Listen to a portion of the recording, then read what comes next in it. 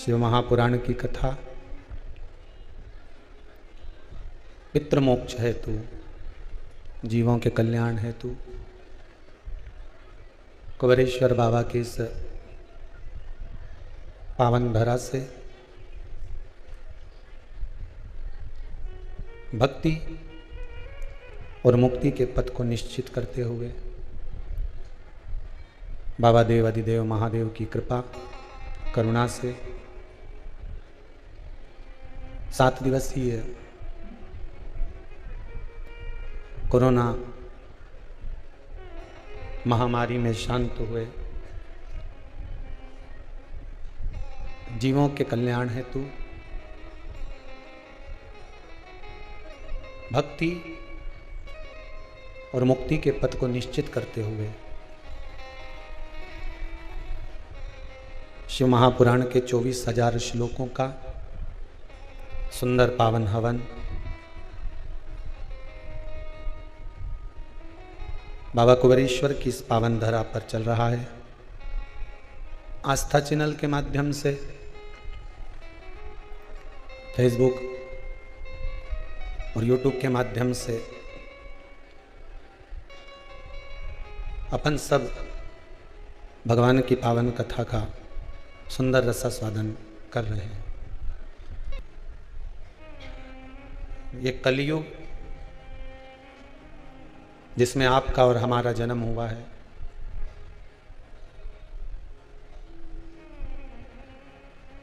सुना है, शास्त्रों में पढ़ा है, देखा है कि कलयुग ऐसा ऐसा होगा।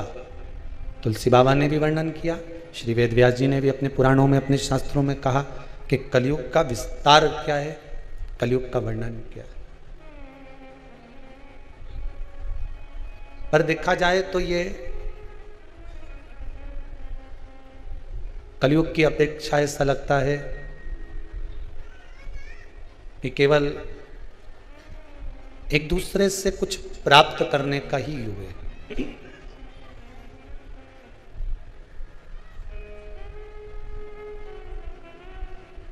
एक भाई दूसरे भाई को यह प्रयास करता है कि कैसे भी इसको चूना लगा दिया जाए, इससे कुछ निकाल लिया जाए। एक रिश्तेदार दूसरे रिश्तेदार से यह प्रयास करता है कि कुछ निकाल लिया जाए।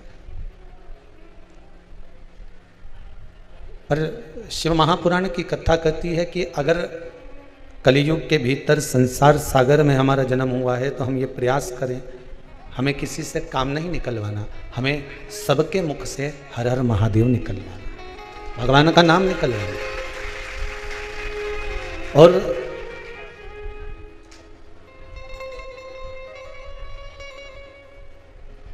पूरी दुनिया में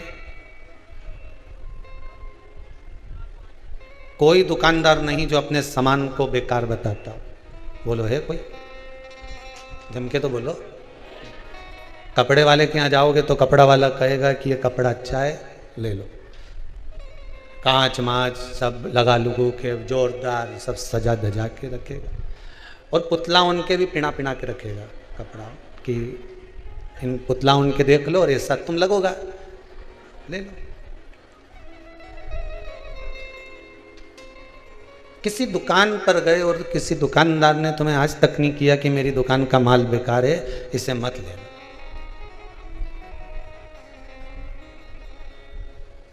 केवल एक दुकान है और वो दुकान है सत्संग की, भजन की, कीर्तन की, जिसमें चिल्ला चिल्ला के कहा जाता है कि ये संसार बेकार है, इसमें मत रहना, बड़ा बेकार।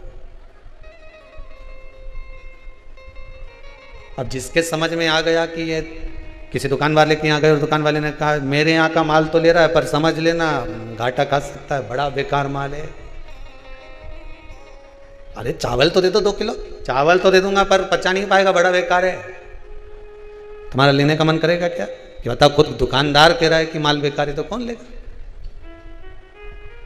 कपड़े वाले के यहाँ जाओ, कपड़े वाले से कहो साहब कपड़ा दिखा दो, लो देख लो, पर धोएगा नहीं रोएगा, कपड़ा तो है माल अच्छा नहीं। चतुर अगर दुकानदार होगा तो सबको कपड़े बेचेगा और तुमको एक साइड बिठा देगा।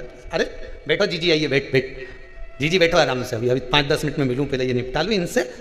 पहले सबके निपटा लेगा, फिर जीजी ने जो कपड़ा पसंद करके रखा है उसको धीरे से कान में कह देगा, ले मत लेना, धोएगी नहीं रोएगी, ये का चक्कर में मत पड़ जाए, कपड़ा अच्छा नहीं बिल्कुल भी।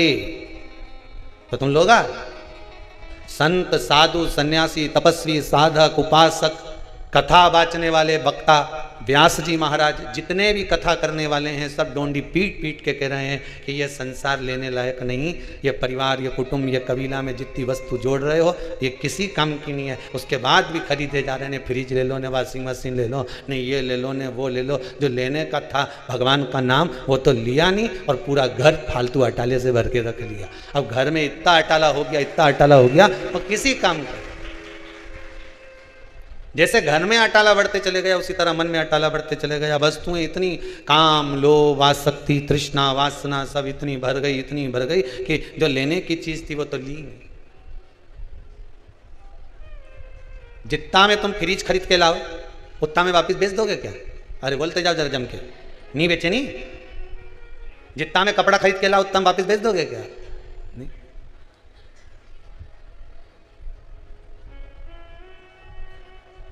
तुम जितनी वस्तुएं खरीद कर लाओगे उसकी कीमत घट जाएगी वापस बेचने से। केवल एक वस्तु ऐसी है जिसकी कीमत नहीं घटती, वो है सोना। पहले लेकर आई थी तो इतना रुपया तोला था, और आज की तारीख में बेच के देखने इतना रुपया तोला हो गया, उसकी कीमत बढ़ गई। सोना की कीमत बढ़ी। उसी तरह बचपन में जो राम नाम लिया, जवानी में जो कृष्ण नाम लिया, अधेड़ी में जो शिव नाम लिया, ये भगवान का जो नाम है, शिव महापुराण की जो कथा है, ये वो सोने की तरह है कि इसकी कीमत मरते मरते तक बढ़ती चली जाती है। अंतिम समय तक इसकी कीमत बढ़ती चली जाती है। ये वो सोना है, ये वो गोल्ड है जिसकी कीमत बढ़ती चली जाएगी। जैसे जैसे तुम्हारी अवस्था आती चली जाएगी इसकी कीमत बढ़ती चली जाएगी, क्योंकि अंत समय में कुछ काम आएगा कि नहीं आएगा, पर भगवान का नाम तुम्हारे सामने जरूर आएगा। उसकी कीमत बढ़ गई तो रखो वही जिसकी कीमत बढ़े। और तुम तो फालतू का अटाला जोड़ जोड़ के रख लो, ने फ्रिज लिया ही, ने जगह अलग गिराई, लाइट चली जाए तो वैसे पानी रिसने लगे।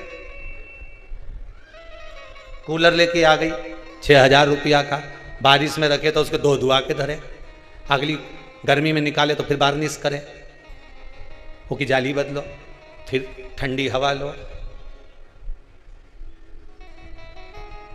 बर्तनों ने इकट्ठा कर लिया इतना सारा, खुद के रहने की जगह कम, ने भांडाओं ने इतना ढेर, और हूं में भी आसक्ति इतनी।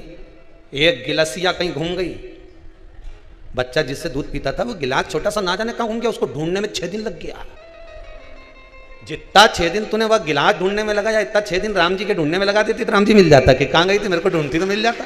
अब गिलासिया ढूंढ रही, इतना दिन से हमारा भांडा नहीं रखा। मैंने एक भगोनी हमारा मायका से मिली थी, ना जाने कहाँ धरा गई, मिली नहीं थी। हमारे तो कब से मिल ढूंढ रही, कब से ढूंढ रही, इतना दिन हो गया। कई सामान मकर संक्रांति में धरा था, आज तक नहीं मिले। और रोज ध्यान करे, कहीं ना कहीं दधी 2 बार तो पल्लू में गांठ लगा ली, हमारा बर्तन नहीं मिल रहा है।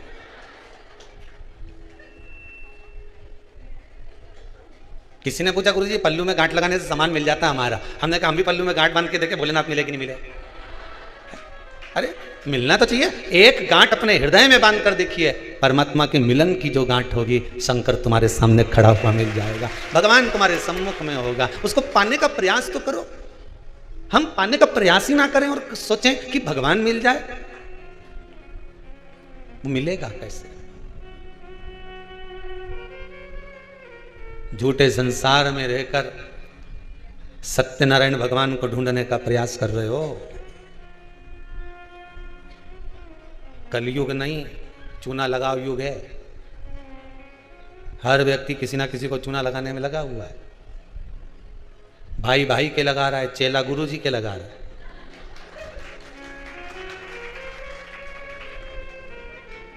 हर जगह लोग चूना लगाने में लगे। संसार का हर आदमी कहीं ना कहीं चूना लगा ही दिया है।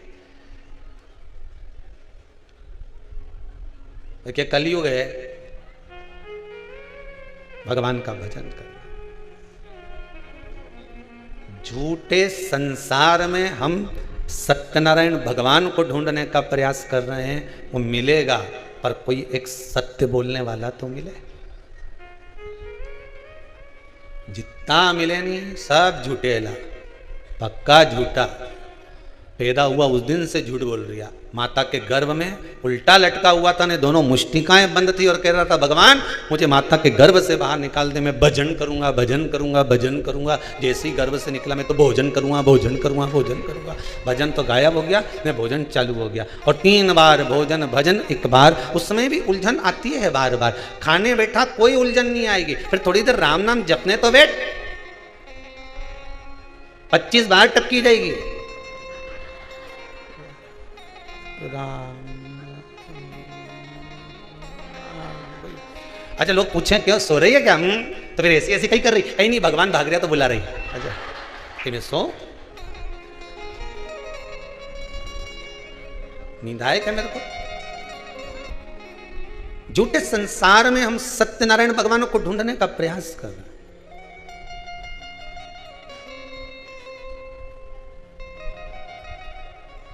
महाराज यह संसार झूठा। एक बार यही प्रवचन चंडीगढ़ में कहा कि संसार झूठा है, तो एक व्यक्ति ने खड़े होकर पूछा फिर भगवान ने हमको यहां पैदा ही काय को कराया?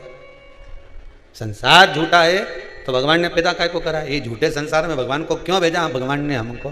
तो हमने एक ही बात की, भगवान कृष्ण का चरित्र याद कर लो। भगवान कृष्ण ने अर्जुन से कहा, अर्जुन परोसगारी करने वाले को ज्यादा पुण्य मिलता है कि झूठी पत्तल उठाने वाले को ज्यादा पुण्य मिलता है? उत्तर दीजिए, जम के बोलो जरा। झूठी पत्तल उठाने वाले को ज्यादा पुण्य मिलता है।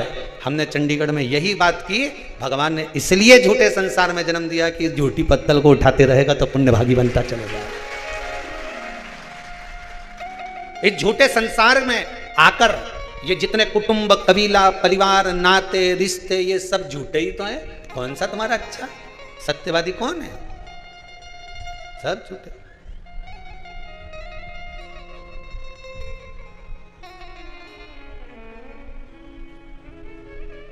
और हम भी रहकर कौन सा अच्छा खा रहे हैं? हम भी तो झूठा ही खा रहे हैं। ये पितृपक्ष चल रहा है, 16 श्राद्ध, दादा परदादा मर मर के चले गए, वो अपना सामान यहीं छोड़ के चले गए, वो भी तो हम ही खा रहे हैं। तो झूठा नहीं तो किसका? उनका झूठा अपन खा रहे हैं और अपन निपटे कि अपना झूठा दूसरा। भागवत जी में लिखा है, शिव महापुराण में लिखा है, जग में रहो तो ऐसे रहो जैसे जल में कमल का फूल रहे। कीचड़ कमल के पुष्प पर नहीं लगना चाहिए। कीचड़ अगर कमल के पुष्प पर लगेगा तो श्रेष्ठ होगा क्या? नहीं। संसार में रहो मना नहीं है, ये झूठे संसार में हमें रहना पड़ेगा, परिवार में हमें रहना पड़ेगा, कुटुंब कबीले में हमें रहना पड़ेगा, सारे परिवार में तुम रहो। पर एक बात का ध्यान रखकर रहना कि हमें संसार में रहना, पर संसार का कीचड़ हमारे ऊपर नहीं लगना चाहिए। कोई तुमसे कह दे कि इससे कोई घर छूटे, इससे कोई परिवार छूटे, के रखना 2 मिनट में छोड़ दूंगी, 2 मिनट में। तो कहां जाएगी छोड़ के? तो चिल्ला के मैं तो वृंदावन चली जाऊंगी, न मथुरा चली जाऊंगी, न गोवर्धन चली जाऊंगी। काय के लिए जाए?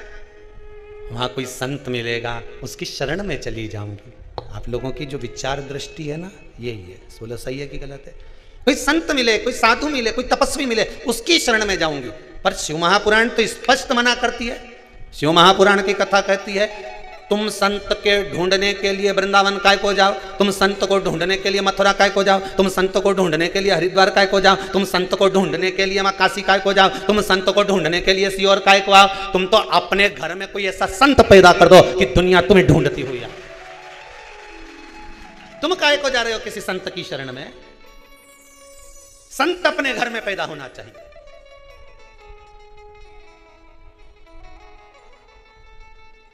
जिसको देखो रोती रोती है कि बात के मैं तो किसी संत की शरण चली जाऊं। काय को जाए? शिव पुराण तो कह रही घर में संत पैदा होना चाहिए, ऐसा प्रयास करो। 25-50 लोगों को बिठा कर देखना, बात करके देखना, और साहब तुम्हारा कितना बच्चा? तो क्या हमारा 2-3 बच्चा। अच्छा, तुम्हारा कितना बच्चा? क्या हमारा 2। कोई क्या हमारा 1। कहीं से पूछो छोरी कहीं कर रही है? बस मन है मेरा, मैं उसको डॉक्टर बनाना चाहती। हो उससे पूछा तुम? बस मैंने तो सीए की पढ़ाई में लगा दिया उसको, सीए बनाना चाहूँ। कोई तुमसे पूछे तो तुम क्या जवाब दोगे? बोलते जाओ मैं सीए बनाना चाहूँ, कोई कि मैं इंजीनियर बनाना चाहूँ। 50 लोगों को, क्या पूरी पृथ्वी के लोगों को बिठा कर देख लेना, 50 रिश्तेदारों को बिठा कर देख लेना, एक ही बात के, कोई कि मैं इंजीनियर बनाना चाहूँ, कोई कि मैं डॉक्टर बनाना चाहूँ, कोई कि मैं अपनी छोरी के कलेक्टर बनाना चाहूँ। पर आज तक किसी के मुंडा से नहीं निकला कि मैं इसको सावित्री और सीता बनाना चाहूँ। आज तक निकला किसी के मुंह से कि इसको मैं सावित्री बनाऊंगी, इसको मैं सीता बनाऊंगी, मेरे बेटे को प्रहलाद बनाऊंगी, न ध्रुव बनाऊंगी, न स्वामी विवेकानंद बनाऊंगी, न रामकृष्ण परमहंस बनाऊंगी, ने जगत गुरु शंकराचार्य बनाऊंगी। एक के मुंडा से नहीं निकला जिसके मुंह से निकला डॉक्टर बनाऊंगी, ने इंजीनियर बनाऊंगी, ने मैं ये बनाऊंगी, ने फलाना बनाऊंगी, ने ढिमका बनाऊंगी। है सब के मुंडा से निकले मैं ये बनाऊं, पर एक के मुंह से नहीं निकले कि मैं स्वामी विवेकानंद बनाऊंगी, मैं रामकृष्ण परमहंस बनाऊंगी, मैं जगत गुरु शंकराचार्य जैसा बनाऊंगी, मैं अपनी बेटी को सावित्री बनाऊंगी, मैं अपनी बेटी को सीता जैसी बनाऊंगी कि कहीं पर भी रहे पर मन उसका अपने पति के चरणों में लगा रहे। ऐसा बनाने का मैं प्रयास करूंगी। पर मुंडा से निकले तब तो डॉक्टर बनाऊंगी।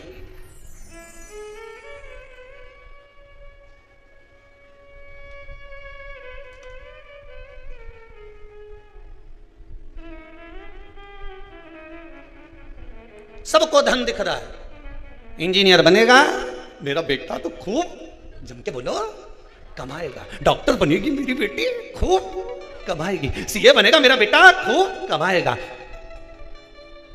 ये बनेगा तो खूब कमाएगा। एक दिन कलम और कटार दोनों में लड़ाई हो गई। कटार ने कलम से कहा कि कलम गजब की है रे तू, मैं तो साल 2 साल में एक बार लोगों को काटूं पर तू गजब करे रोज काटती फिरे। कलम रोज ना जाने कितनों को काट देती है।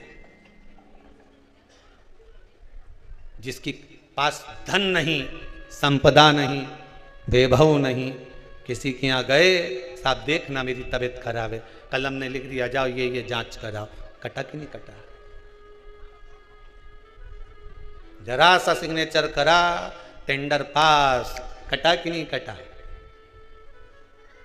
कटार तो केवल साल भर में 6 महीने में एक बार काटती है, पर कलम तो रोज सुबह से लेकर शाम तक काटती रहती है, ना जाने कितनों को काटती है, कितनों को।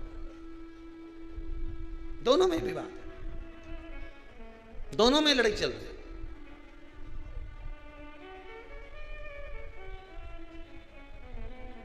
अपने बच्चों को स्वामी विवेकानंद बनाने का प्रयास तो करो। हम फिर निवेदन करेंगे बच्चों को डॉक्टर बनाओ, इंजीनियर बनाओ, सीए बनाओ, कलेक्टर बनाओ, एसपी बनाओ, डीएसपी बनाओ, तुम्हारी मर्जी पड़े, छोरा के मंत्री संतरी कलंतरी जो बनाना हो सब बनाओ। और निवेदन है अपने बच्चों को सबसे पहले संस्कारवान बनाओ। बेटा डॉक्टर बन जाएगा, क्लिनिक छोड़ कर नहीं आएगा, ने डोकरी तड़प तड़प के मर जाएगी, पड़ोसी का बेटा उन संभालेगा।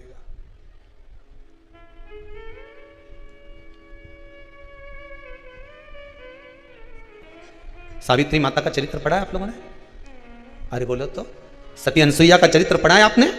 अगर माता सावित्री का चरित्र पढ़ा होगा, माता अनसुईया का चरित्र पढ़ा होगा, तो सावित्री माता का चरित्र कहता है अपने पति के वस्त्र सावित्री माता धोती है, अपने पति के खाए हुए बर्तन को माता सावित्री मांजती है।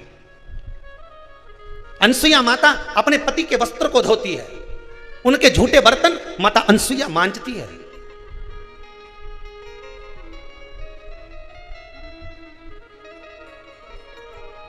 क्यों?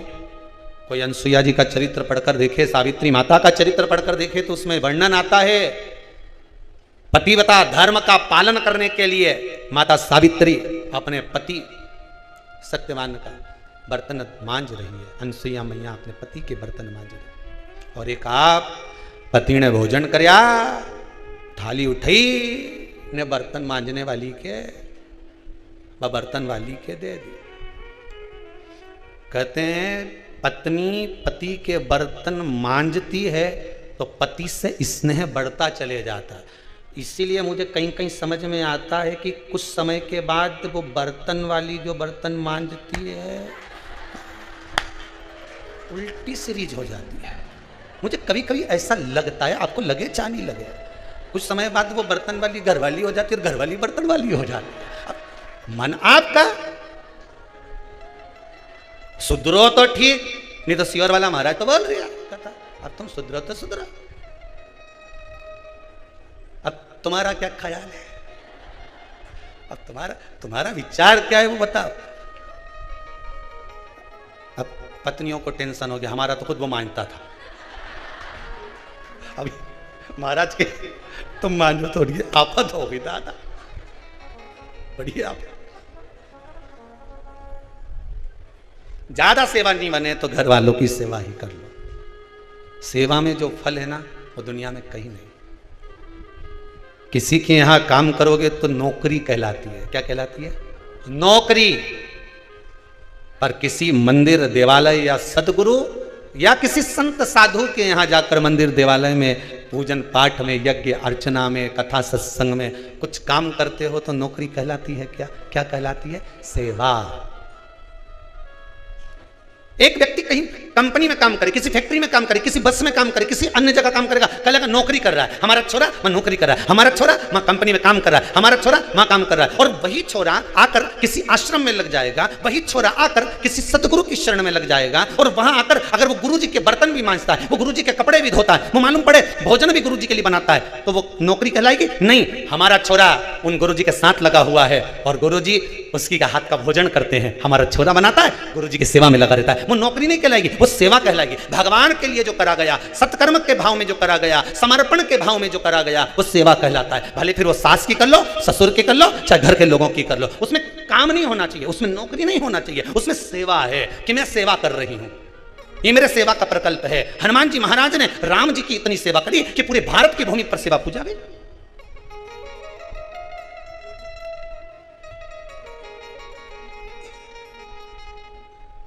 थोड़ा सा सेवा का क्रम लगाइए। कई लोग आते हैं यहां पर, कहते हैं गुरुजी हम पति पत्नी में प्रेम नहीं, स्नेह नहीं, विवाद चलता रहता है, क्रोध चलता रहता है, उसका कारण यही है कि भांडा नहीं घिस रही। दिक्कत यही है कि बर्तन नहीं मांज रही, तू बर्तन मांजे कहीं नहीं, हमारे नौकरानी आए, पोछा नौकरानी लगा है, झाड़ू नौकरानी लगा है, बस तो फिर तू सोफा पे टीवी देखो।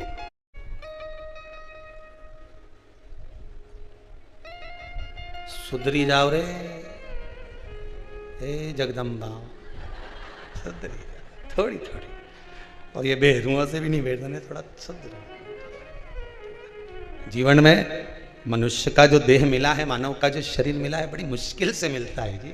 ना जाने कितना कितना कितना भगवान से विनती करी होगी तब जाकर ये कपड़े की खोल मिली है, कितनी जोरदार। अच्छा भगवान तो कह रहा था मत जा पृथ्वी पर, नहीं जाऊंगा मैं, तो उब गया मैं तो यहां रह रहकर, मुझे जन्म दे दो, एक बार मृत्यु लोक में भेज दो, एक बार मुझे पृथ्वी पर भेज दो, मैं आपका भजन करूंगा, कीर्तन करूंगा, नाम जाप करूंगा, नाम स्मरण करूंगा। भगवान के मुझे सब मालूम है, कपड़ा ले जाएगा ने धो धो के नाश कर देगा। भगवान ने भी ये कहा था कि कपड़ा ले जाकर धो धो के नाश कर देगा, और जिस दिन से पैदा हुआ उस दिन मुंडा 50 बार धोए, नाश ही तो कर रहा है। राम नाम कितनी बार गाया, स्मरण कितनी बार करा, भगवत भजन कितनी बार करा।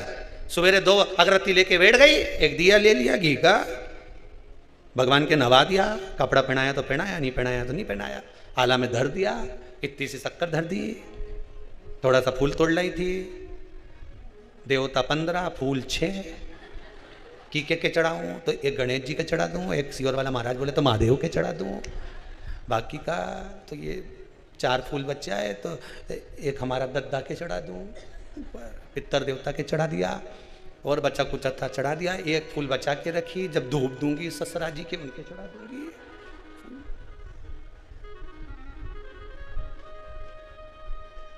सिर पे पल्लू मल्लू लेके गीता जी का पाठ कर लिया, अब पाठ भी पाठ सपाट,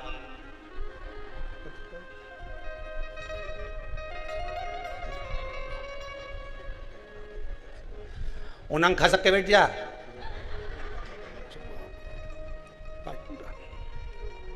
जय गीता मैया, कपड़ा में लपेटी, मंदिर के ऊपर जो जगह थी मैं भसा दी, गीता जी की धरती।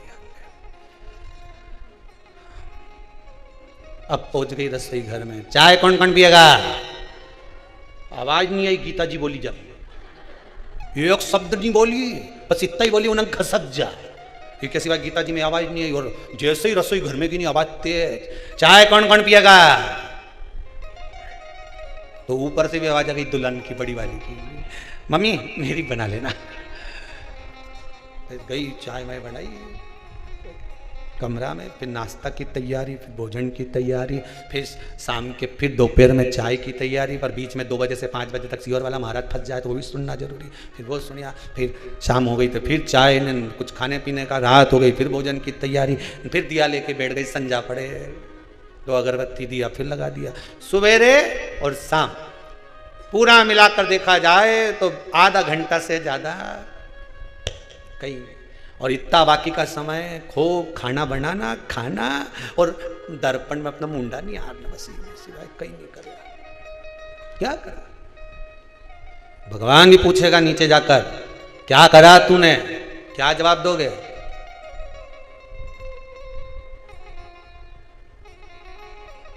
कोई पूछ ले क्या करते थे भैरू सिंह पृथ्वी पे जाके? कहीं नहीं साहब, रात दिन दुकान की याद किया करते थे, इसके सिवा पूछेगा वो, जवाब देना पड़ेगा। क्या जवाब दोगे? भगवान के सामने बोलना तो पड़ेगा कि नीचे जाकर करा क्या, कम से कम कह तो सकोगे कि शिव महापुराण की कथा का स्मरण करा, श्री शिवाय नमस्तुभ्यम का जाप करा और आपके स्मरण में दिन निकाल दिया, बस यही दिन मेरे लिए सर्वश्रेष्ठ निकला, बाकी का सब दिन बेकार गया। जब से भगवान की कथा में लगी हूं, 1 साल से, 2 साल से, 3 साल से, 4 साल से, 6 महीने से, 3 महीने से, 2 महीने से, जब से शिव महापुराण की कथा को सुनना चालू करा, ऐसा लगता है कि मेरे दिल पलटना प्रारंभ हो गए, मेरा मन शंकर में रमने लगा। अब लगने लगा कि मुझे शंकर जरूर मिलेगा और मेरा दुख जरूर कटेगा। क्यों? क्योंकि शिव पुराण से विश्वास जाग गया। भरोसा ही तो जागना है, और क्या करना है?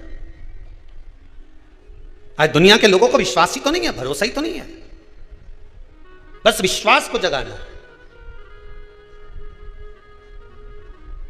भगवान शंकर नेत्र बंद कर बैठे थे और भगवान शिव के नेत्रों से अश्रु गिरा, जिससे बालक ने जन्म ले लिया, जिसका नाम अंधकासुर हो गया। अब अंधकासुर को देखकर माता पार्वती जी ने कहा, इतना सुंदर बालक, आपका प्रतिबिंब लगता है, आपके जैसा लगता है, इतना सुंदर। अब निवेदन किया कि ये बालक को तुम्हें गोदी में लेना चाहती हूं, ये मेरा बालक है, ये मेरा बालक है, इसको मैं गोदी में लेना चाहती हूं, ये मेरा बालक है, इसको मैं रखना चाहती हूं मेरे साथ में।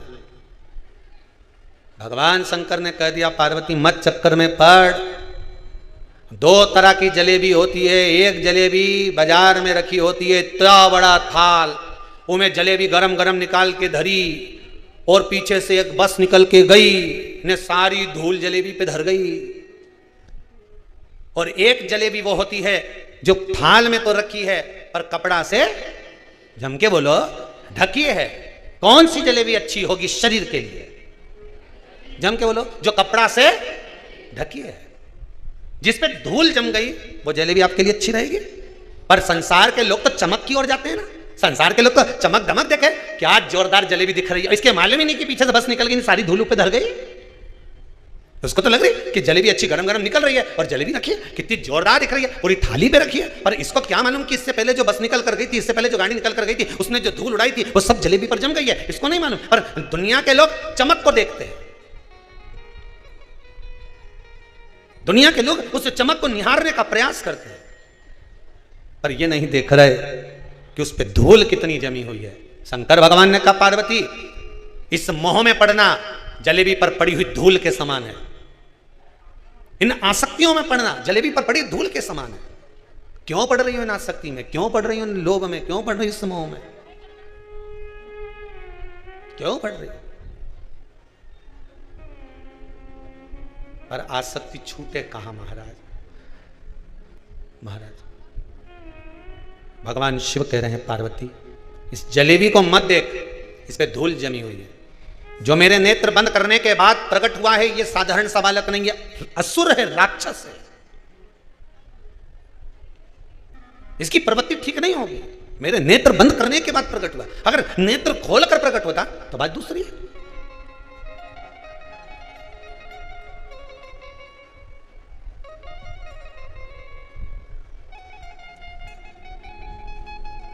घंटों तक बैठे, नेत्र बंद करके बैठे, बहुत घंटों तक बैठे, भगवान भगवान भगवान भगवान।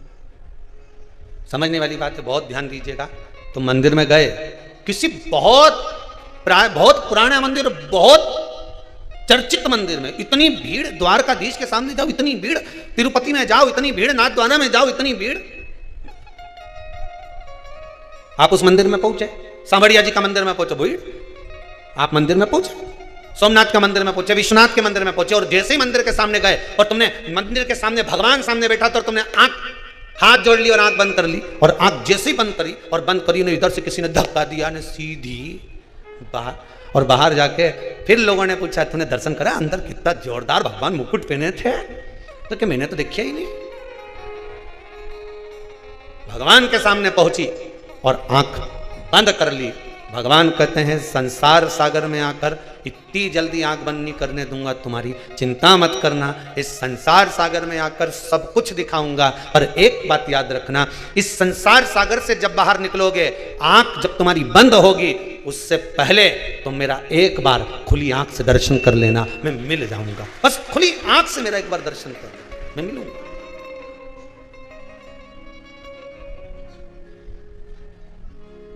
मेरा दीदार एक बार कर, बहुत है।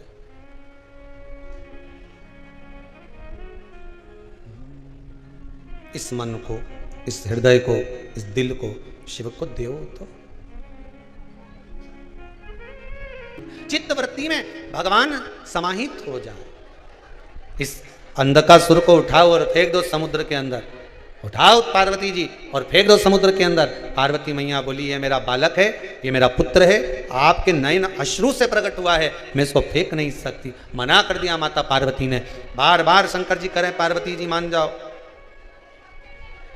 पार्वती जी मान जाओ, बार बार निवेदन कर रहे हैं पर सुनने को ही तैयार है। पार्वती जी कहें नहीं नहीं नहीं नहीं, मैं इसको छोड़ नहीं सकती, मैं इसको नहीं छोड़ूंगा। इसको कैसे छोड़ दूं मैं? इसको मैं अपना पुत्र है ये मेरा, मैं इसको नहीं छोड़ पाऊंगी। शंकर भगवान ने कहा पार्वती है नेत्र बंद करने के बाद प्रकट हुआ है, फेंको इसको समुद्र के अंदर। पार्वती जी को बारंबार समझाया, तब जाकर माता पार्वती जी ने उस पुत्र को ले जाकर समुद्र में डाला। हिरण्याक्ष ने उसको पाल पोस कर बड़ा कर लिया। हिरण्याक्ष के प्राण छूटे,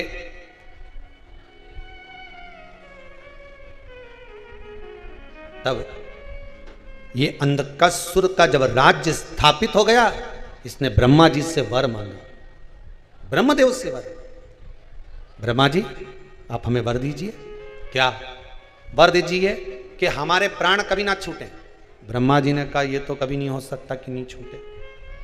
बादाम खाओगा तो भी मरोगा, नहीं खाओगा तो भी मरोगा, रोटी खाओगा तो भी मरोगा, नहीं खाओगा तो भी मरोगा। फेंक दो पार्वती। पार्वती ने फेंक दिया। उसने ब्रह्मा जी से वर मांग लिया कि मेरे प्राण ना छूटे। ब्रह्मदेव के मरना तो पड़ेगा, मृत्यु तो निश्चित है, 100 ताला में भी बंद हो जाओ तो मृत्यु आएगी, ये पक्का है।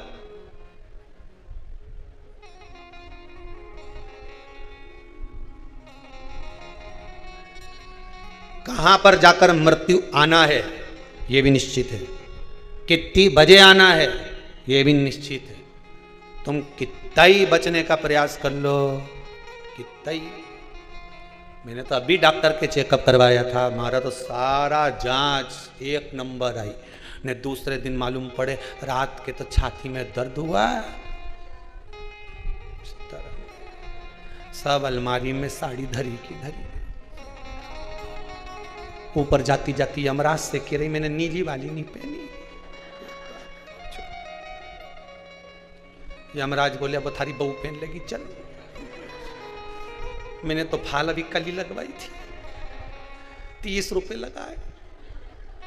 यमराज के चले कि नहीं चले।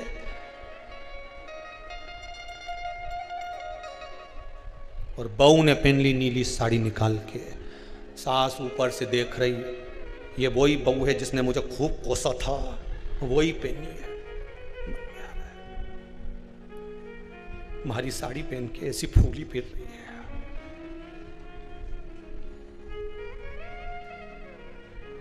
दो तीन बार बहू गिरते गिरते बच गई। तो मेरे को समझ में नहीं आ रहा, मेरा पाँव क्यों फिसल रही है, ऊपर से डोकरी नहीं हार रही है।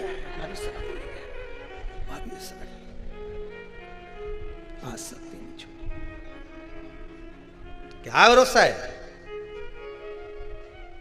जीवन का, इस मनुष्य देह का क्या भरोसा?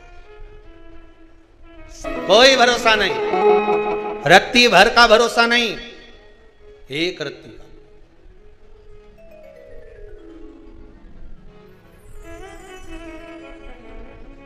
इसलिए बार बार आपसे कहते हैं जीवन का कोई भरोसा नहीं है। सत्संग से मुख मत मोड़ो। कोई तुमसे कहे कि महाराज की कथा इतनी बार कब तक सुनोगे, तो कह देना वो सियोर वाला महाराज नहीं किया था, थप थपाओ, मुन्ना मुन्ना के थप थपाते जाओ, सोएगा जरूर। उसी तरह कथा सुनते जाओ, एक ना एक दिन सुनेगा जरूर, मिलेगा जरूर, ये पक्का। छोड़ू नहीं पीछा, नहीं छोड़ू, पीछा नहीं छोड़ूंगा।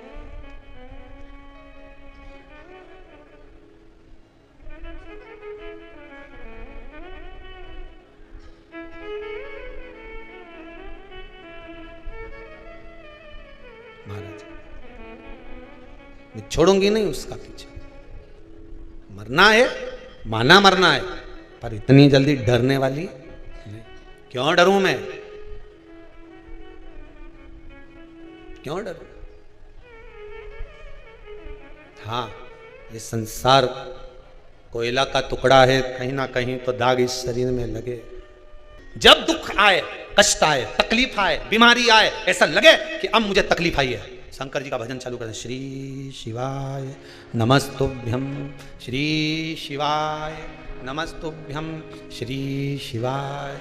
ये भी नहीं कर सको तो शंकर जी के मंदिर में चले जाना, झाड़ू पोछा लगा देना, मंदिर को साफ कर देना। इतना भी नहीं बन सके, मंदिर के दरवाजे पर दिया जला देना। इतना भी नहीं बन सके, मंदिर के शिखर का दर्शन कर लेना, शिखर दर्शनम सर्व पापनाशनम। इतना भी नहीं बन सके, शंकर के मंदिर के सामने से जाते जाते भी कह दीजो हमारा घर आ जाओ दादा।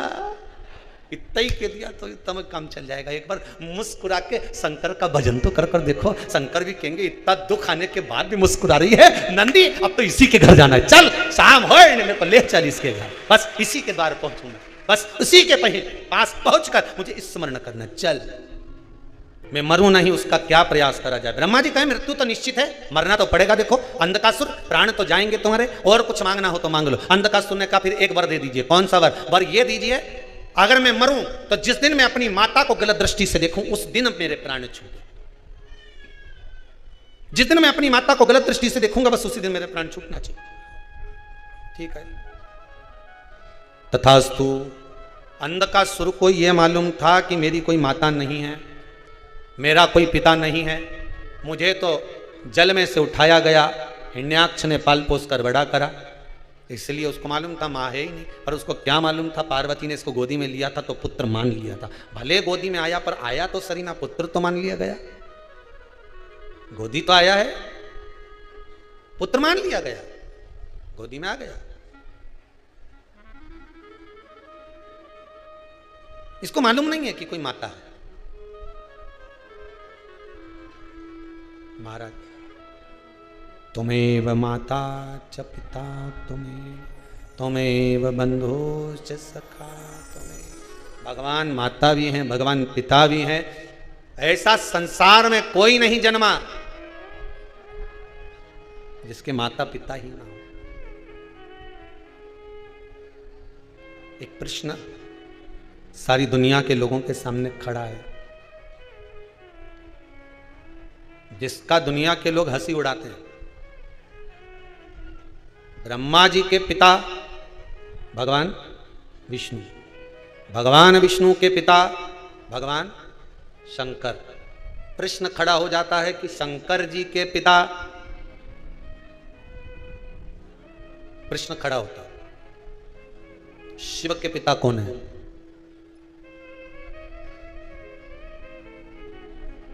शंकर के पिता है कौन? कितनी बार, हजारों बार कथा के बीच में एक बात कहते हैं, कंकर शंकर। दो पत्थर को रगड़ने से चिंगारी उत्पन्न होती है। शंकर का पिता कौन है? शंकर आजन्मा, जन्म नहीं लेता, इसीलिए अमर कथा सुनाता है। अजन्मा एक बिंदु शिव है। मात्र एक बिंदु शिव है, कोई दूसरा नहीं। जन्म देने वाली तो माता है, तो आप कह देते हैं ये हमारी माता है। तुम्हें किसने बताया कि ये तुम्हारी माता है? बताने वाला भी तो कोई होगा कि ये तुम्हारी माता है। और माता तो बेहोशी में पड़ी थी, उसको किसने बताया कि यही तुम्हारा छोरा है? माता तो ऑपरेशन से अगर बच्चा हुआ है, संतान हुई है, और वो बेहोशी में पड़ी हुई है, मूर्छा खाकर पड़ी हुई है, उसको बताया किसने कि ये तुम्हारी छोरा है? मां, कमरा के अंदर तो केवल डॉक्टर से सिस्टर थी, सेवादार थे, फिर इनके बताया कि ये इनका छोरा है, छोरे के बताया ये तुम्हारी माता है, फिर कहे ये तुम्हारे पिता हैं। तो ये जो बताया गया है, योगी क्रम कहा गया है, ये तो बताया, किसी ने बताया कि ये है। उसी तरह एक बिंदु शिव को प्रकट करी है। शंकर एक बिंदु के रूप में ही आज भी है, आज भी है, आज भी शंकर एक बिंदु है। इसलिए शिवलिंग की जो आकृति होती है वो बिंदु के रूप में ही तो होती है। कंकर शंकर, कंकर शंकर है।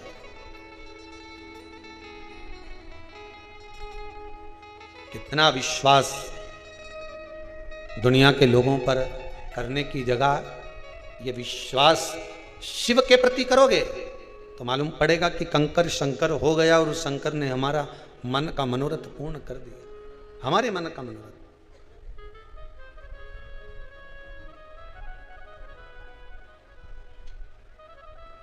मृत्यु तो आना है, कहा दिया माता को गलत दृष्टि से देखूं तो मरूं मैं।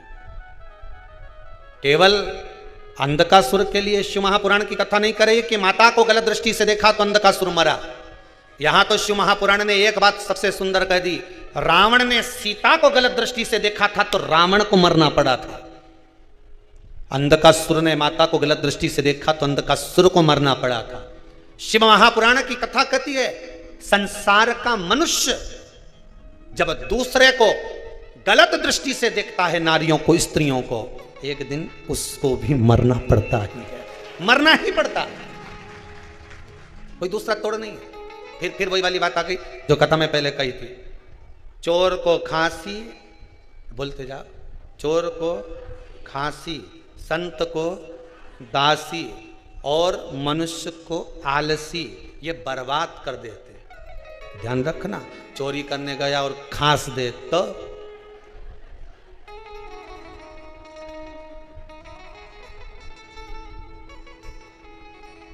भगवान कृष्ण का चरित्र आता है ना। एक बार कन्हैया चोरी करने के लिए, माखन चोरी के लिए गए ब्रजवासियों के साथ, माखन चोरी की लीला कर रहे थे। सबसे नीचे लगा था मनसुखा, उसके ऊपर श्रीदामा, फिर मधुसूदन, फिर दाऊ, दाऊ के ऊपर कन्हैया, नीचे जो मनसुखा लगा था उसको आ रही थी छींक। अब हाथ उसके घुटने पर, उसके ऊपर दूसरा चढ़ा, दूसरे पर तीसरा चढ़ा, तीसरे पर चौथा चढ़ा। अब इसको आ रही छींक। अब मन में सोच रहा है कि भगवान क्या करूं, और मुंडी ऐसी करे, ऐसी करे, ऐसी करे, पर वो छींक रुके नहीं। अब कन्हैया जैसे ही मटकी तोड़ने वाले थे, इतनी देर में मनसुखा छींक दिया, आग छींक। जैसे ही छींका तो सब धड़ धड़ धड़ धड़ नीचे, सब भागे, सीधे पहुंच गए यमुना जी के घाट पर। और यमुना जी के घाट पर जाते से कन्हैया जी ने पूछ लिया, क्यों रे कौन छीता? अब कन्हैया तो छोटे से थे उस समय, तो तरह बोलते थे, कौन छीता? मनसुखा के मैं छीका। अब कन्हैया तो तोतरे, छोटे से थे तो हो जाता है, भाषा कभी कभी किसी किसी की बाल्यावस्था की भाषा बड़पन तक रह जाती है, हो जाता है किसी किसी के साथ में, क्यों ना। एक बार एक रात्रि को पुलिस वाले ने किसी को रोक लिया, एक व्यक्ति झोला लेके जा रहा था, उसको रोका, क्यों रे कहां जा रहा है? रुक इधर, झोला खोल, झोले में क्या है? बताते हैं ना, झोला खोल। बताते हैं तो बताना, खोल झोला। अरे बताते हैं ना, झोला तो खोल, बताते हैं ना। अब इसको तो आ गया गुस्सा, पुलिस वाला ले गया सीधे टीआई साहब के पास। टीआई साहब से कहा, सर इसके झोले में जरूर कुछ है, आधी रात को लेके जा रहा है, 2 घंटे से कह रहा हूँ क्या है, तो क्या बताते हैं बताते हैं बताते हैं, पर बता नहीं दिया। टीआई ने कहा, क्या है रे झोले में? बताते हैं ना। अरे तो बता ना क्या है तेरे झोले में, बताते हैं ना। तो झोला खोल। जो झोला खोला उनमें पॉलीथिन में बतासा निकला, और जैसे ही बतासा निकला तो टीआई साहब बोले, ये तो बतासे। तो मैं तो तब से बोला बताते हैं बताते हैं बताते हैं।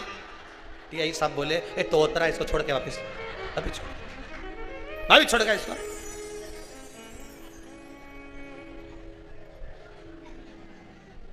ले जाए इसको यहां से। अब कन्हैया से बोला कौन छीका? अब कन्हैया बोले तो मनसुखा बोले मैं छीका। क्यों रे? पकड़ा जाते तो काकी कितना मार थी है, तुझे छींकने का मौका वहीं मिला। चोर को खांसी, तुझे छींकने का मौका वहीं मिला। दाऊ दादा, दाऊ जी बोले हाँ कन्हैया, इसको छींकने का ज्यादा शौक है ना, इसको 108 बार छिटाओ।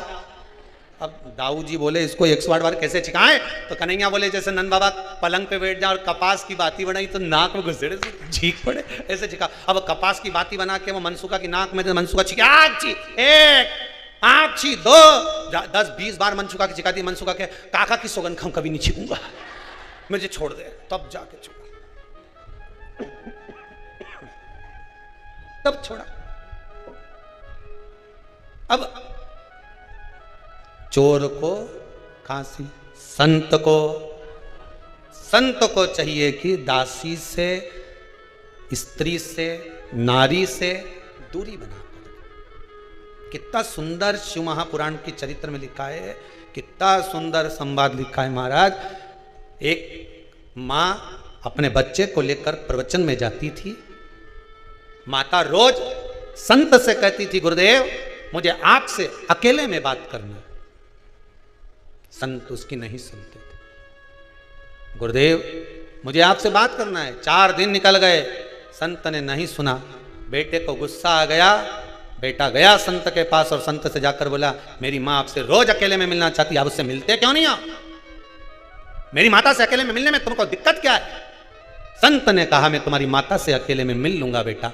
एक काम करो, तुम्हारी माता का एक कपड़ा लाकर जहां मेरे कपड़े सूख रहे हैं उन कपड़ों के साथ डाल दीजिए, मैं तुम्हारी माता से कल मिल लूंगा। बेटा गया, माँ का एक कपड़ा लाकर जहां संत के कपड़े सूख रहे थे उसके पास में लाकर डाल दिया। दूसरे दिन प्रवचन चालू हुआ। प्रवचन सुनते सुनते एक माता का ध्यान संत के कपड़े पर गया, उसके पास में स्त्री के कपड़े पर गया। एक ने दूसरे को कोनी मारी, दूसरे ने तीसरे को कोनी मारी, तीसरे ने चौथे को मारी। वो देखो संत के कपड़े के पास नारी का कपड़ा है। सब गुस्सा कर कर संत को आड़ा टेढ़ा बोलकर जाने लगे। सब चले गए उठकर। संत ने उस बेटे को बुलाया और बुलाकर कहा देख बेटा, तेरी माता का केवल एक कपड़ा मेरे कपड़े के पास में आया तो लोगों की दृष्टि बदल गई। अगर तेरी माता से अकेले में मिल लेता तो लोगों की सोच बदल जाती। इसलिए संत के लिए दासी प्रियता नहीं है। ऐसा दासी की प्रियता संत के लिए नहीं है। राजा के लिए दासी की प्रियता हो सकती है, सत्ताधारी के लिए दासी की प्रियता हो सकती है, पर किसी सदगुरु और संत के लिए दासी की प्रियता नहीं है।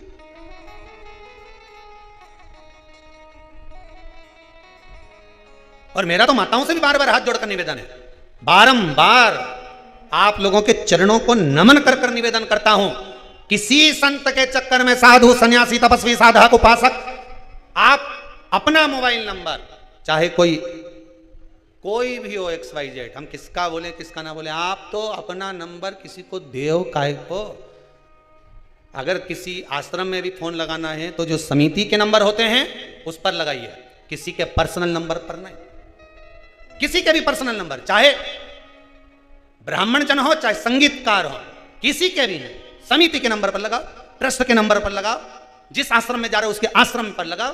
पर्सनल से तुम्हें मतलब क्या? शिव महापुराण की कथा कहती है किसी के चक्कर में मत पड़ो। पढ़ना है तो देव अधिदेव महादेव के चक्कर में पढ़ो, दुनिया सार्थक हो जाएगी।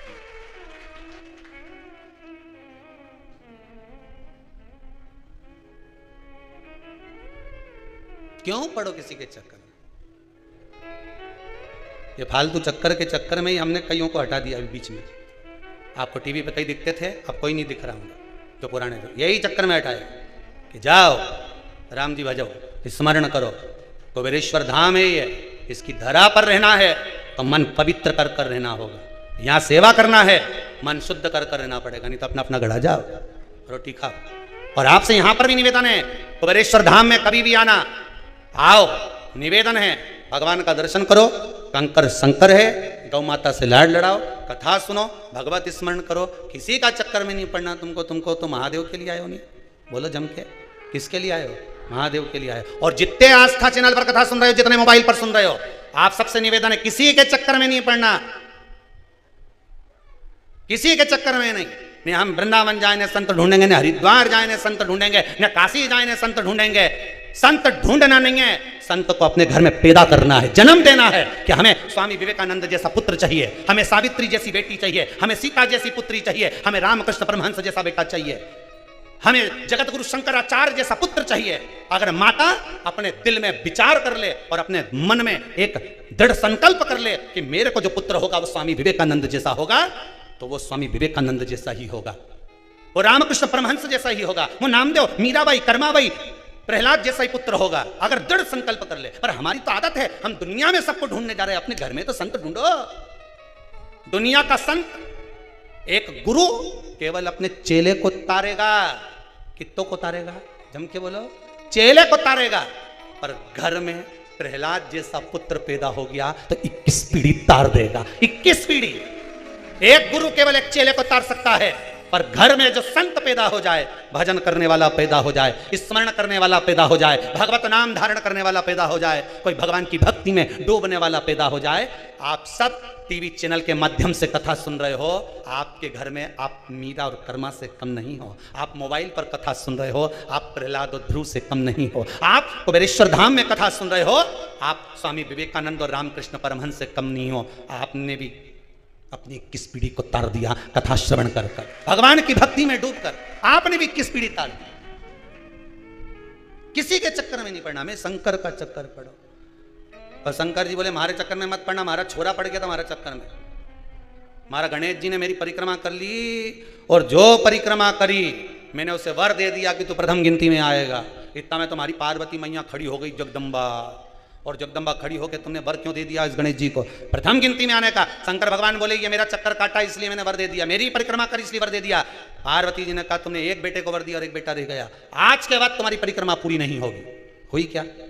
शंकर जी की परिक्रमा पूरी हुई? नहीं हुई। जब भी हुई आधी परिक्रमा पूरी कर दी, पर पूरी परिक्रमा नहीं हुई। यहाँ तक शंकर भगवान की आरती होने के बाद भी परिक्रमा लगाई जाती नहीं, घूमते हैं लोग, तो वो भी पूरा नहीं घूमना चाहिए। भगवान शंकर की कथा में आए हो ना शिव पुराण में, तो बस आधी परिक्रमा करी, आधी में वापिस। ऐसा नहीं कि पूरी परिक्रमा कर लो, आधी में गए ना आधी में वापिस, पूरी परिक्रमा करना ही। शिव को प्रियता नहीं। शंकर कहते हैं भजन करो, भजन, भजन के सिवा कोई सार तत्व नहीं है। भगवान की भक्ति के बिना कोई सार तत्व नहीं है, भगवत स्मरण के बिना कोई सार तत्व नहीं है।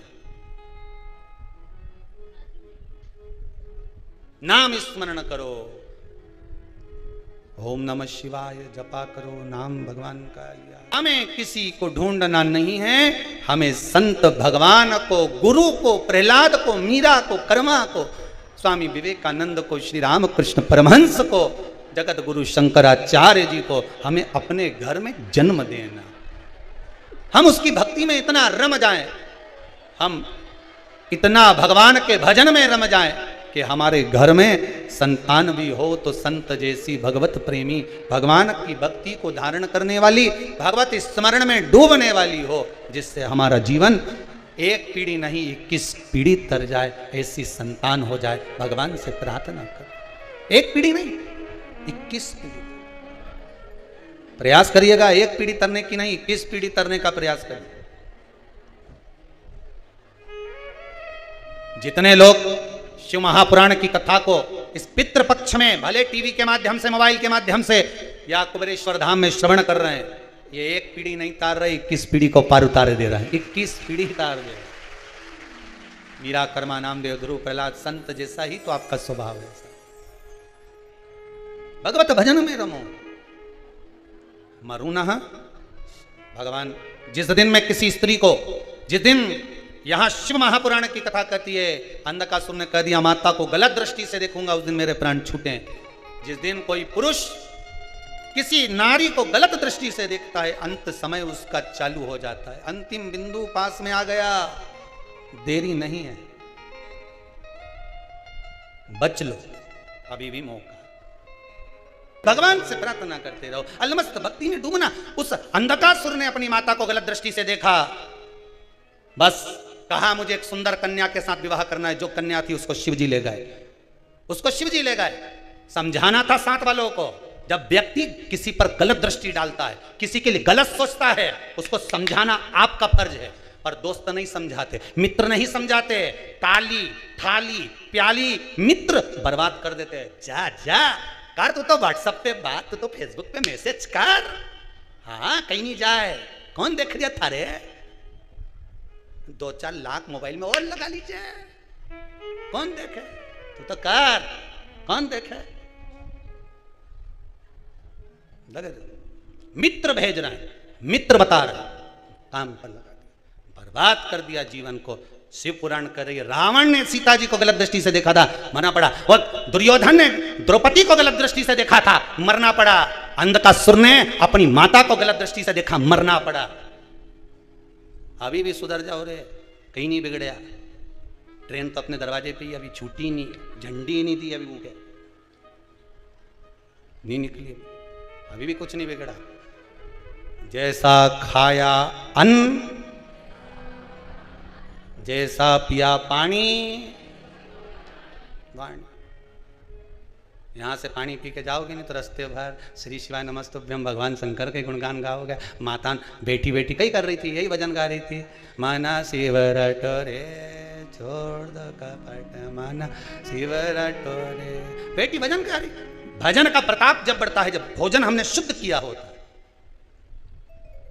अच्छी जगह का भोजन ग्रहण करोगे, प्रसाद का भोजन ग्रहण करोगे, संत के दरवाजे का, गुरु के दरवाजे का भोजन ग्रहण करोगे तो बुद्धि भी सत्संगी हो जाएगी। और इधर उधर ठेला का खाओगा नहीं, गोलगप्पा, तो पूरा ही गप्पा हो जाओगा, कहीं नहीं जाए। और ऐसा गप्पा हो गया ना, कैरम बोर्ड पे नहीं चले, गप्पा।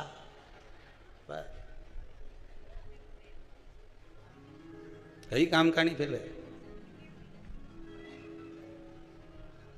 भजन स्मरण। अंधकासुर को मारना शंकर भगवान ले गए, सुंदर करने। हाँ पार्वती गए तो क्या हुआ? शिव जी तो कोई देखने में सुंदर लगे क्या? मैं सुंदर, मैं सुंदर, ठीक है। चला अंधकासुर। मां जगत जननी जगदम्बा का जो प्रतिबिंब देखा, अंधकासुर तो माता को देखता ही रह गया। कितनी सुंदर है मेरी मां जगत जननी जगदम्बा। अभी नवरात्रे में 9 दिन माता जी बैठेंगे। आप जगह जगह दर्शन करने के लिए जाओगे, दर्शन करोगे, उनका स्वरूप देखना कितना सुंदर। आप 9 दिन देवी का दर्शन करने जाना, और 9 दिन तक शिव महापुराण की कथा यहाँ से जब चलेगी, शिव शक्ति नवरात्रि की कथा चलेगी। 51 शक्तिपीठ, भारत की भूमि पर जितनी शक्तिपीठ विराजमान है, एक एक शक्तिपीठ का 9 दिन तक वृतांत वर्णन किया जाएगा कि उस शक्तिपीठ पर माता का कौन सा भाग गिरा है, वहां माता की कैसी स्तुति करना चाहिए, माता का स्वरूप कैसा होना चाहिए, उस जगह पर माता ने किस किस का कल्याण करा, शंकर भगवान उस शक्तिपीठ पर माता से कितनी बार मिलने के लिए गए, उस अंग को भगवान शंकर ने कितने दिन तक अपने हस्त कमल पर धारण कर रखा था, जो माता का शरीर गिरा था, कहीं एड़ी, कहीं पंजा, कहीं नेत्र, कहीं जिह्वा, कहीं हृदय, वो सारा 51 शक्तिपीठ की कथा इसी कुबेरेश्वर धाम से ऑनलाइन आस्था चैनल के माध्यम से 9 दिन तक श्रवण करना, अपने घर पर बैठकर जीवन को सार्थक बना। शिव और शक्ति की कथा चलेगी। शिव और शक्ति बहुत पहले की जगह ही है, एक बार पहले भी बोली थी, बाजने की तो रह गई थी, आपकी बार वही कथा का 51 शक्तिपीठ का वृतांत सुनिए। शायद अभी तक 51 शक्तिपीठ की कथा नहीं हुई, आप सुनो और अपने जीवन को सार्थक बनाओ। जिस दिन से माता रानी बैठेगी उस दिन से चालू होकर 9वीं के दिन तक पूरे 9 दिवस तक श्रवण करो। बीच में तुम अपनी 8वीं 9वीं सब पूज लीजिए, और बाद में दशहरा भी मना लीजिए। अच्छा जोरदार, खूब जोरदार सुनो, श्रवण करो, भक्ति को अपने जीवन में धारण करो। माता का स्वरूप कैसा है, मां कितनी सुंदर है, उसकी सुंदरता का कारण क्या है, क्यों माता इतनी सुंदर है, उसका कारण क्या क्या कारण है? आपको पहले भी कथा में कहा, क्रीम की चमक 4 महीने की होती है, अच्छे कर्म की चमक जिंदगी भर की होती है। जीवन भर कर्म अच्छा करते चलो, सुंदर दिखने लगो। अच्छा कर्म करते चलो, सुंदरता अपने आप आ जाएगी। महाराज जो देखा अंधकासुर ने, बड़ा सुंदर स्वरूप मेरी माता का, बड़ा सुंदर स्वरूप, कितनी सुंदर है। कहा मैं तुम्हें अपना बनाना चाहता हूं। पार्वती जी की आंखों से अश्रु बहा। आंखों से अश्रु, मां रो रही है। कारण जब माता को क्रोध आता है, संसार की सारी माताओं को देखना, घर घर में माताओं को देखना, जब मां बहुत गुस्से में आती है तो रो लेती है, कुछ कर तो सकती नहीं और रोती है। दुखी होती है तब भी रोती है, क्रोध में आती है तब भी रोती है, और भगवान अगर कोई अच्छा काम कर देता है तो भी रो देती है। आज मेरे बेटे की सगाई हो गई, आज मेरी बेटी का संबंध हो गया, आज मेरे बेटे का जॉब लग गया, आज मेरा बेटा सिलेक्शन में हो गया, उसका सिलेक्शन हो गया, आज मेरे बेटे को बड़ी खुशी। माँ खुश होती है तो भी रोती है, दुखी होती है तो भी रोती है, क्रोध आता है तो भी रोती है। माँ माँ होती है, माँ माँ होती है। दुनिया में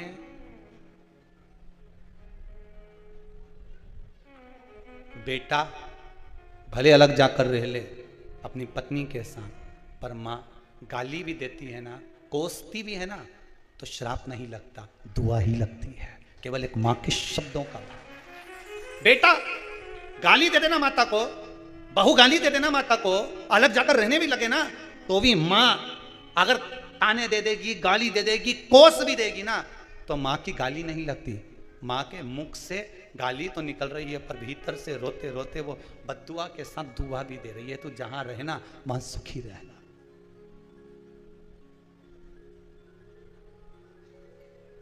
जो कसाई गाय माता को काटते हैं, उन कसाईयों की माताओं से पूछना कि अपने बेटे को बड़ा करा था तो दूध की का पिलाया था, पूछ के आना, बकरी का पिलाया था कि भेड़ का पिलाया था, उनसे एक बार पूछना। जो गाय माता को काटते हैं कसाई, एक बार उनसे जाकर पूछना कि तुम बड़े हुए बीमार पड़े तो तुम्हारी माता ने दूध किसका पिलाया था? किसका पिलाया होगा? गाय का ही पिलाया होगा ना। फिर भी कट रही है, कसाई के हाथ से कटते समय गाय कहती है मैंने दूध पिलाया है, बद्दुआ नहीं दूंगी तुझको, तू काट रहा है काट ले, मना नहीं है, पर दूध मेरा पिया है।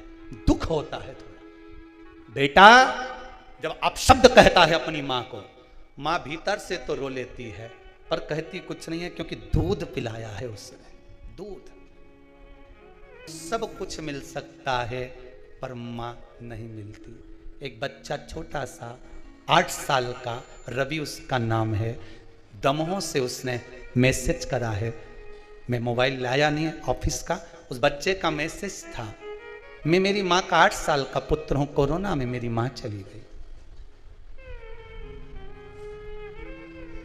1.5 महीना हुआ मेरे पिताजी भी चले गए, अब मैं मेरी दादी के पास में हूं, पर मेरे कोई चाचा नहीं, मेरी कोई बुआ नहीं, मैं अकेला हूं। मैं मेरे माता पिता के लिए नाम गोत्र लिखकर कैसे भेजूं? आप लिख लोगे क्या फोन पर? हमने आशीष जी से कहा आशीष नाम लिखिए, बच्चा छोटा है। उस बच्चे ने अपने माता पिता का जब स्वर्गवासी नाम लिखा रहा था, उसकी आंख से अश्रु झड़ रहे थे, बोलते नहीं बन रहा था उससे। उस बच्चे के बाद में जब फोन आया तो संबोधन सुनिएगा उस बच्चे की। रवि दमोह से अगर कथा सुन रहा हो तो बेटा सुनिएगा, आपने कहा था अब मैं मेरी दादी के पास सोता हूं, पर याद मुझे मेरी मां की आती है।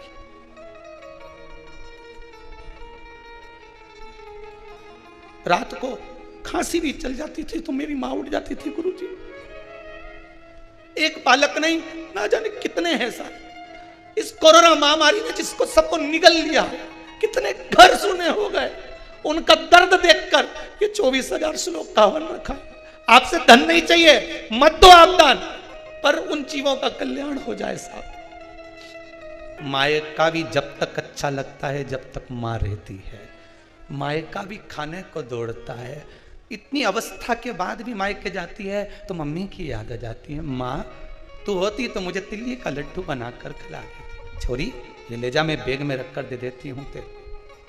छोरी मैंने तेरे लिए साड़ी तैयार कर कर रखी थी, देख पहनकर अच्छी लग रही है ना।